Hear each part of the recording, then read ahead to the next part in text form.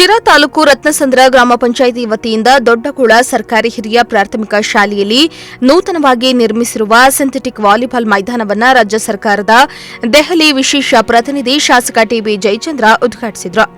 ಇನ್ನು ಉದ್ಘಾಟನೆ ವೇಳೆಯಲ್ಲಿ ಭಾಗವಹಿಸಿದ ಶಾಸಕ ಸ್ವತಃ ವಾಲಿಬಾಲ್ ಪಟು ಕೂಡ ಆಗಿದ್ದು, ವಾಲಿಬಾಲ್ ಆಟ ಆಡುವ ಮೂಲಕ ಆಟದ ಮೈದಾನಕ್ಕೆ ಚಾಲನೆ ನೀಡಿದರು.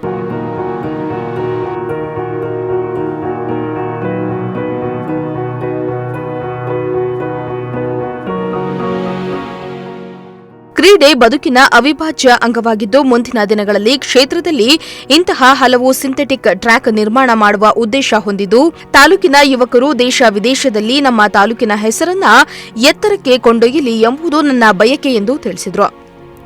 ನಂತರ ಅವರು ದೊಡ್ಡಕೋಳ ಕೆರೆ ಹೇಮಾವತಿ ನೀರಿನಿಂದ ತುಂಬಿರುವ ಹಿನ್ನೆಲೆಯಲ್ಲಿ ಧರ್ಮಪತ್ನಿ ನಿರ್ಮಲಾ, ಗ್ರಾಮಸ್ಥರು ಹಾಗೂ ಮುಖಂಡರು, ಕಾರ್ಯಕರ್ತರ ಜೊತೆಗೂಡಿ ಗಂಗಾ ಪೂಜೆಯನ್ನ ಕೂಡ ನೆರವೇರಿಸಿ ಬಾಗಿನ ಸಮರ್ಪಿಸಿದರು.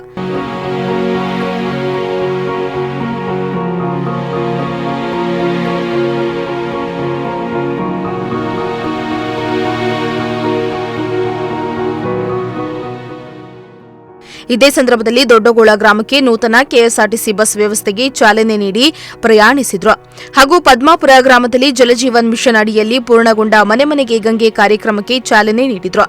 ಇದೇ ಸಂದರ್ಭದಲ್ಲಿ ಅನೇಕ ಗಣ್ಯರು, ಮುಖಂಡರು, ಗ್ರಾಮಸ್ಥರು ಉಪಸ್ಥಿತರಿದ್ದರು.